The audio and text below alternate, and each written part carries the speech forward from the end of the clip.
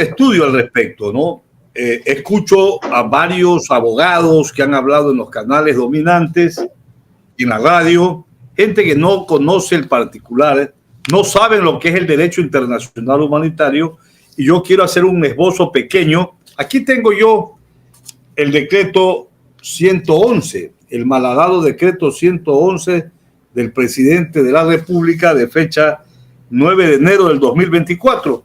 Yo soy magíster en ciencias internacionales y diplomacia, y cuando leí el decreto, puchica, y dice aquí el artículo 5, ¿no? Ordenar a las Fuerzas Armadas ejecutar operaciones militares bajo el derecho internacional humanitario y respetando los derechos humanos para neutralizar a los grupos identificados en el artículo 4 del presente decreto ejecutivo. Entonces dije yo, derecho internacional humanitario, que lo estudié hace más de 30 años, cogí pues los libros, la Convención de Ginebra, los protocolos adicionales de las 4 convenciones de Ginebra de 1949, y me llamó poderosísimamente la atención que en el artículo 3, el presidente Daniel Noboa Sin dice que estas bandas criminales del crimen organizado transnacional les da una categoría de actores no estatales beligerantes.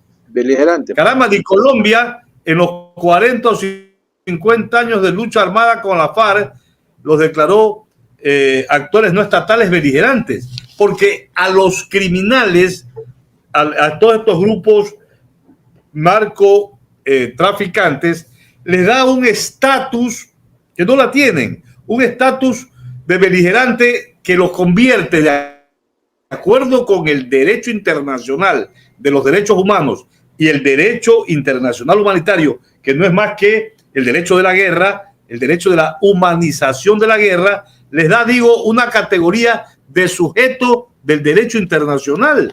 Es decir, y yo revisando cuándo es que debe haber, de acuerdo con los instrumentos internacionales, una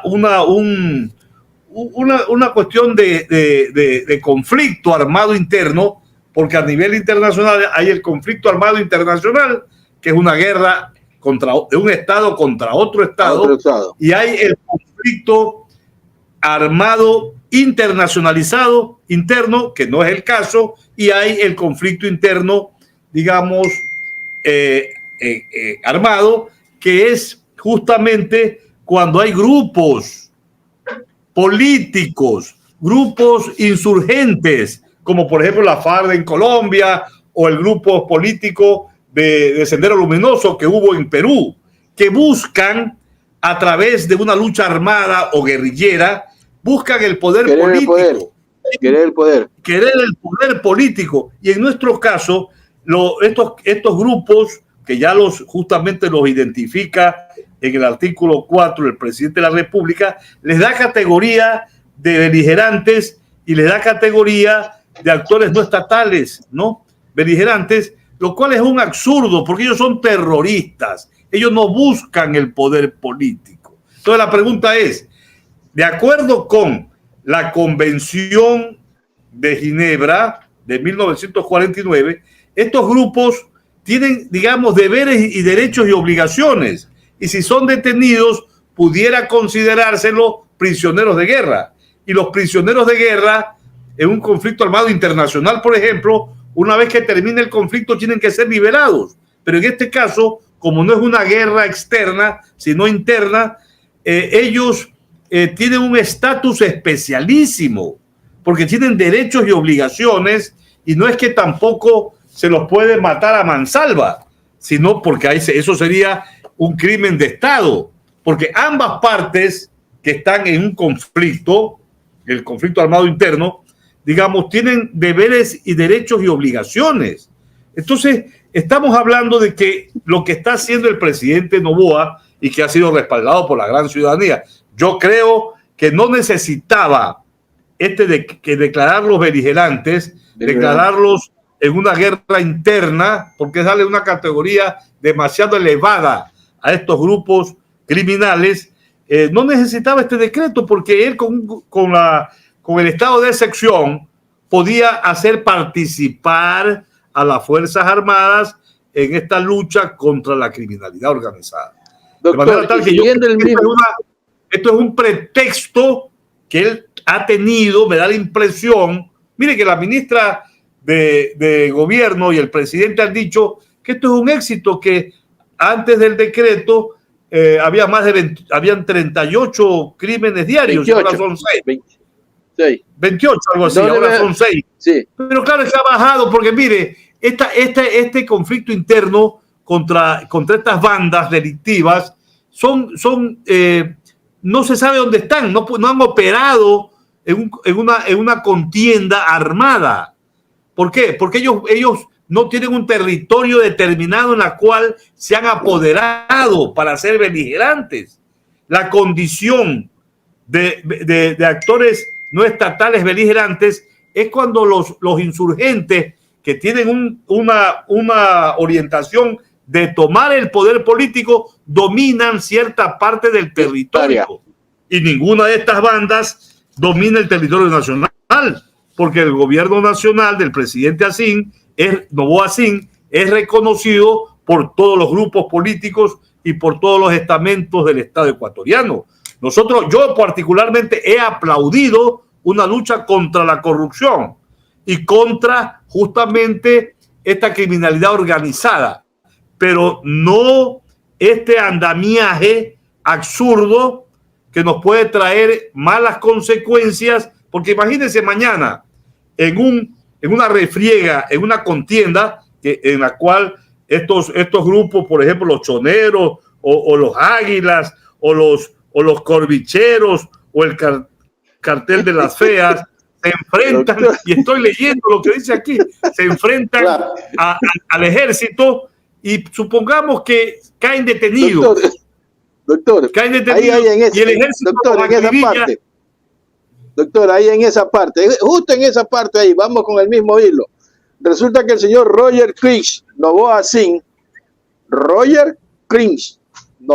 Asín, resulta que también propone el indulto a los uniformados mientras son procesados por su accionar. Entonces imagínense, cogido de la mano, pueden hacer y deshacer estos señores lo que antes se llamaba el uso excesivo de la fuerza, ahora sí va con todo. ¿Usted cree, doctor, que la gente que ha redactado eso es una gente que no sabe de los instrumentos internacionales? El Ecuador ha suscrito una serie de instrumentos internacionales que inclusive ya obligan al Estado ecuatoriano, y los tratados internacionales de todos estos tiempos de Ginebra, etcétera, prevalecen sobre el orden interno. Mire que en el Código Orgánico Integral Penal están todos los delitos que constituyen graves violaciones a los derechos humanos y delitos contra el derecho internacional humanitario. Y nosotros vemos, por ejemplo, que desde el artículo 111 del Código del COIC hasta el artículo 139 están los delitos contra las personas y bienes protegidos por el derecho internacional humanitario, porque el derecho internacional humanitario que el propio presidente dice en su decreto que respete, ordenar a las Fuerzas Armadas ejecutar operaciones militares bajo el derecho internacional humanitario y respetando los derechos humanos. Y el derecho internacional humanitario protege, supongamos, a los choneros, algún grupo de estos terroristas que se rindan o que caigan en combate pero heridos. El ejército no los puede matar porque sería un crimen de Estado. Y esos crímenes contra el derecho internacional humanitario están en el Código Orgánico Integral Penal y están señalados en los instrumentos internacionales, en los protocolos 1 y 2 de los convenios de Ginebra. Entonces, estos convenios internacionales prevalecen sobre lo que establece el COIC. Claro, porque están por encima del orden jurídico legal. Y yo no creo que la Corte Constitucional permita esta pregunta que se dice, el presidente antes que termine el proceso los va a indultar o amnistía. El indulto se da cuando ya hay una sentencia ejecutoriada. Entonces el presidente, si esto es permitido y la Constitución y los tratados internacionales lo permiten, entonces lo concede. Pero no es que cuestión, aquí yo veo mucha ignorancia de la gente que está alrededor. Claro, el presidente Noboa Singh, él es abogado, a él le presentan estos documentos y firma, porque él cree que en el Ministerio de Gobierno o en el Ministerio de Defensa hay gente jurídica. No, él debió haber sido asesorado por gente. Hay mucha gente muy capacitada en el departamento legal de la Cancillería ecuatoriana y no debieron haber hecho firmar este decreto 111. Lo que está haciendo ahorita el ejército ecuatoriano con la policía, tranquilamente no necesitaban hacerlo con este decreto. No han matado a nadie, le han caído un poco de marihuaneritos, estos pequeños de las bandas. Mire lo que ocurrió en TC. En TC entraron muchachos jóvenes y los desarmaron. Apenas ingresó el GOE, no hubo necesidad ni de dispararlos, ni matar a nadie ahí. Pero claro, estos terroristas enviados por sus jefes sembraron el terror ese día en Guayaquil, que fue el día martes 9 de enero. Sembraron el terror, todo el mundo salió corriendo a su casa, pues acuérdate, Lucho, y acuérdate, Richard. Sí, en Ecuador vivió una etapa de zozobra. Entonces, aquí en el país está bien que se combata con eficiencia. Mire, el uso de armas letales tiene que ser un uso progresivo, un uso racional de la arma letal en un combate, porque el derecho internacional humanitario dice que si un combatiente, supongamos que alguno de estos grupos terroristas se entregan o renuncian o caen en combate heridos, el Estado tiene que atenderlos, garantizar su vida, buscar un médico y salvarles la vida, porque hacer lo contrario es un crimen contra el derecho internacional humanitario y estaría yéndose contra la propia decisión dicha por el presidente de la República en su artículo 5, que dice que todas las operaciones militares se darán bajo el derecho internacional humanitario y respetando los derechos humanos.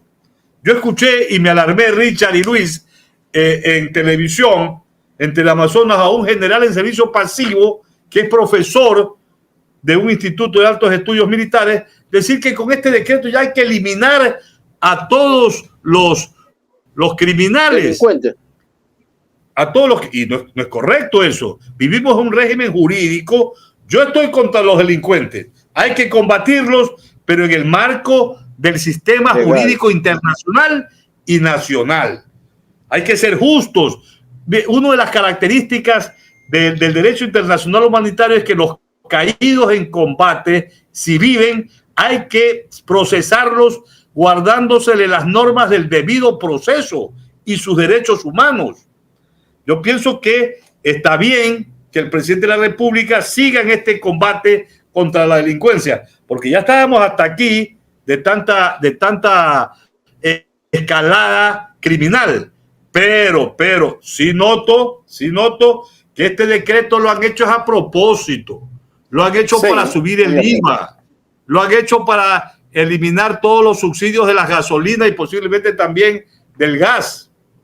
Entonces, el modelo reaccionario derechista neoliberal quiere, digamos, profundizarse con el cuento de la guerra, del conflicto armado interno. Se está aprovechando el presidente en esta situación lamentable por la que atraviesa. Por un lado, la gente lo aplaude por las acciones que está haciendo el ejército. El ejército, a mi modo de ver, no está actuando más allá del sentido racional de un combate contra la criminalidad organizada. ¿Por qué? Porque hay un estado de excepción, que ya lo dijo hoy el presidente de la República, dura 3 meses y va a pedir 30 días más. ampliar más. Pero todos los 18 meses no puede haber este conflicto armado interno, y de acuerdo con la ley, el conflicto armado interno no es eterno, tiene que haber una terminación. Y yo pienso que si no se combate, Richard y Luis, hay que combatir el problema de los carteles y sus finanzas. Hay que investigar al sistema financiero. Los grandes traficantes manejan millones, pero millones de dólares, y están conectados con los traficantes de México, de Estados Unidos y de Europa. Y mire que aquí no están los narcotraficantes albaneses, la mafia albanesa. Yo no la veo por aquí. ¿Por qué razón la mafia albanesa que mataron ayer y que el gobierno de Lazo está contaminado con esa mafia albanesa no aparece? Al exministro hay que Serrano, preguntarle a la fiscal. Escuche, hay que preguntarle al exministro Serrano, que no es santo de mi devoción. Serrano no es santo de mi devoción, pero que está hablando verdades últimamente. Por decir lo que dijo, lo están investigando. ¿Y qué pasa? Que la familia de Fito los agarran en Argentina, los devuelven al Ecuador y salen en libertad tranquila, y lo investiga a la familia. ¿Y dónde está el lavado de activos si los narcotraficantes manejan millones de dólares? Y vea, así como los narcos se han infiltrado en la política, según Metástasis, hubo en el Ecuador, en el gobierno de Lazo, un general de la policía, Ramírez, que está en su casa, no está en la cárcel 4 de Quito. Ramírez era director del SNAI y después fue director de la lucha antinarcótica del Ecuador. Era un narco general. Ya está probado, y ya incluso el embajador de Estados Unidos en Quito ya lo dijo. Es un narco general. Sin embargo, no se meten contra... los narcos se han infiltrado en todas partes, y el sistema financiero, la banca ha ganado, el Banco de Guayaquil, la banca ha ganado millones de dólares, toda la banca, y los narcotraficantes que manejan millones de dólares, ¿cómo lavan su dinero? Es que también, en mi modo de ver, se han infiltrado en el sistema financiero, y se han infiltrado también en la UAFE. Claro. Ojalá que no se hayan infiltrado en la fiscalía. Eso sería terrible. Pero aquí yo no veo a la mafia albanesa. Hay que preguntarle al presidente Noboa por qué la mafia albanesa no consta en la identificación de grupos de crimen organizado transnacional, y no los declaran justamente como actores no estatales beligerantes, lo cual es una estupidez completa. Entonces, ¿de qué estamos hablando? Estamos hablando, a mi modo de ver, por un lado está combatiéndose el ejército, está combatiendo la criminalidad organizada, pero también vale la pena decir una cosa. Según la ministra de Gobierno, hay 20,000 hombres armados de estas bandas delictivas, y según el presidente son 30,000. Hoy me dijeron en un programa que son más de 100,000. Si agarran a 10,000, a 20,000, ¿dónde los van a guardar? ¿Dónde van a estar presos? ¿De qué estamos hablando? ¿De qué quiere decir que después de 2 meses o 3 meses el gobierno va a decir: salen otra vez, se acabó el crimen organizado en el Ecuador, vuelven a su sitio? Y ya verá usted que nuevamente ingresarán armas, dinamitas, granadas a las cárceles del país. Ahorita las han limpiado. Lazo siempre las limpiaba, y hay arsenales tremendos. Hoy encontraron en una finca de un político de la provincia de Los Ríos 22 kilos de droga. Una cosa espantosa. ¿Y quién es el propietario de la finca? 22 toneladas, doctor, toneladas. 22 toneladas. Cerca de millones de dólares, ¿verdad? 22 toneladas. Entonces, el Ecuador está ya inmerso en una isla, no de paz, en una isla infernal de ataque de los crímenes, de la criminalidad organizada. Y tenemos que depurar a algunos militares y al alto mando de la policía, seguir depurándolos. Doctor, te tocó el tema del asunto de TC. Y acuérdense quién dijo esto. Cuando gobernar se vuelve complicado, hay que generar cajas chinas para entretener al pueblo. Eso lo dijo el señor Barba. Hoy en día, el presidente hace declaraciones donde dice que va a ajustar sobre $1.000 millones al presupuesto de lo que hay en gastos administrativos innecesarios. Oiga, doctor, que van a despedir más gente, que van a suprimir partidas de los servicios que se le da al pueblo, de lo peor que se está recibiendo, y este presidente está loco, pues. No está loco, es un hombre muy coherente. Vea, a mí el presidente Daniel Noboa, quiero decirlo muy claramente en esta noche, a mí no me hace tonto. Este decreto del conflicto armado interno que existe, digamos, la escalada que es real, la escalada de la criminalidad organizada y de la cual es sospechoso que no esté la mafia albanesa, está sirviendo para profundizar justamente el panorama neoliberal, y él quiere convertirse en un nuevo Milei. Se está aprovechando Noboa de esta crisis de la inseguridad ciudadana y no va a dar solución. Está maquillando el asunto, pero digamos, la erradicación de la criminalidad organizada. Ojalá yo esté equivocado y ojalá triunfe el gobierno, pero yo creo que con esta subida del IVA, esta focalización de la gasolina, van a eliminar el subsidio del gas y todo lo demás, y van a votar más de 1.000 ecuatorianos que van a quedarse en la miseria sin trabajo. Es que la receta del Fondo Monetario Internacional ahora va a ser implementada por el gobierno, y esto va a determinar los conflictos sociales. Vea Luis y vea Richard, el hambre es mala consejera. Hemos tocado fondo en seguridad ciudadana. No hay una etapa de una escalada delictiva que empezó en el gobierno de Moreno y de Lasso, porque el gobierno de Moreno eliminó el Ministerio de Justicia, eliminó el Ministerio del Interior y se dedicó doña María Paula Romo a repartir hospitales, a perseguir políticamente al correísmo y a hacer de las suyas y trasfacías con los hospitales, toda una etapa de corrupción que se instauró en el gobierno de Moreno y que se fortaleció en el gobierno de Lasso. Pero ahora este es un aprovechamiento totalmente injusto que está haciendo el gobierno nacional actual. Richard. Sí, ahora, doctor, para ir cerrando, la situación del TLC chino,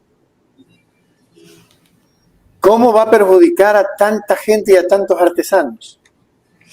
Jurídicamente, ¿qué se puede hacer para que esto no cruce? Porque van a ver, yo voy a comprar una camisa de $5, le estoy haciendo competencia a la gente, a nuestros artesanos, porque no gastan 5 por esa camisa, gastan 25, o sea, no van a perder. Va a quebrar mucho artesano. Eso pasó ya incluso con los zapateros en Ambato, algunos. Vamos a ver qué dice la Corte Constitucional. Pero aquí en este tema específico se nota una insensibilidad espantosa al clamor de la industria nacional, del artesano nacional. Claro. Que va a perder indudablemente, porque la mercadería china va a venir más barata y la gente va a preferir lo más barato. Ahora, pero el tema es que la Asamblea debe de poner un pare a eso. Felizmente la RC5 está objetando y está coordinando algunas cosas que pasan líneas rojas y que no se deben de apoyar. Pero más allá de que se apoye o no se apoye, si llega a pasar eso, el señorito Noboa aparentemente tiene una tendencia hacia arriba, de acuerdo a encuestadoras, pero una vez que comience a quitarse el subsidio al gas, a subir el IVA y a traer la cuestión china, el hombre va a caer patas arriba. ¿Será lo que dice por ahí algún analista de derecha que Rafael utilizó a Noboa para hacer este tipo de cosas y que caiga de nalgas el señor Novita. No, yo no creo que el expresidente Rafael Correa se preste para eso. Correa es un hombre muy serio, uno de los políticos más brillantes y hombre de Estado que tiene el Ecuador. Lamentablemente las élites reaccionarias de este país lo tienen proscrito, sentenciado por influjo psíquico. Pero es un hombre positivo. Correa, acuérdese que el día que hubo el ataque a TC, expresó, y su bancada de la Revolución Ciudadana expresaron su adhesión al gobierno en la lucha delictiva, ¿no? El tema es que después el gobierno se transforma y quiere aprovecharse de esto para digamos, con más fuerza y potencia, digamos, imprimir su agenda neoliberal, su agenda de despidos masivos, y esto va a significar un estallido social. Unido al tema de la escalada delictiva, todo esto va a producirse una cosa espantosa en el Ecuador, y eso hay que evitarlo. Ojalá que haya sensibilidad en el presidente Daniel Noboa. Claro, ahora Daniel Noboa tampoco es que va a ser fácil de aceptar lo que le diga la Asamblea. Y él, aunque usted dijo, él es muy inteligente, no es ningún tonto, y está bien asesorado, está tan bien asesorado para la maldad, porque para hacer el bien a la gente, no creo, con todo lo que está proponiendo. ¿Cree usted que es la continuidad de Moreno y Lasso, doctor Frank? Vea, yo todavía no quiero dar este juicio de que Noboa es la continuación. Ya. Porque siempre yo le doy todavía un beneficio de la duda de que este hombre joven, aparentemente es un hombre prudente, aunque pertenece a una élite corrupta en el Ecuador, pudiera ser, como tiene aspiraciones de ser candidato, pudiera ser que implemente políticas públicas de inversión social. Porque si no, es un hombre acabado políticamente. ¿Por qué cree usted que el Partido Social Cristiano hasta construye del extinto ex candidato Villavicencio se oponen a la subida al IVA? Porque ya se acercan, faltan pocos meses para las elecciones, y el partido movimiento que apoya esto se va a la M, como se dice vulgarmente. Entonces, claro, si Noboa tiene aspiraciones presidenciales de reelección, yo creo que se va a detener. Vamos a ver qué pasa.